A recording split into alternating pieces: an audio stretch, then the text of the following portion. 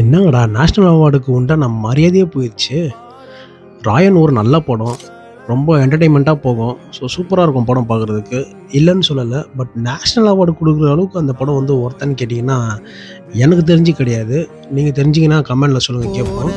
And Ayodhya மாரி படத்துக்கு இன்னும் ஒரு அவார்டு கூட குடுக்கல. இந்த படம் இருக்குது. தங்கலான். தங்கலான்ல வந்து அவ்ளோ மெனக்கெட்டுருப்பாரு விக்ரமு. அந்த படத்த வந்து இன்னும் ரெகக்னிஷனே பண்ணல.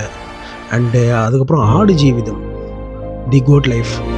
அந்த படத்துல பிருத்திவிராஜுக்கு வந்து ஆஸ்கார் அவார்டே குடுக்கலாம் எனக்கு தெரிஞ்சு. அந்த படத்துக்கெல்லாம் ஏன் குடுக்கல? இன்னும் ஒண்ணுமே வந்து புரிய மாட்டேங்குது. இது எப்படி செலக்ட் பண்ணுவாங்க இது நேஷனல் அவார்டு இது? இந்த மாரி ஒரு நல்ல நல்ல படங்கள்லாம் பண்ணிட்டு இருக்காங்க. அந்த படத்துக்குலாம் வந்து தேசிய விருதுகள் கிடைக்கிறதே கிடையாது.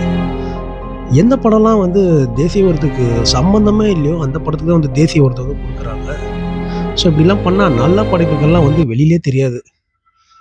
உங்களோட தாட்ட நீங்க கமெண்ட்ல சொல்லிட்டு போங்க.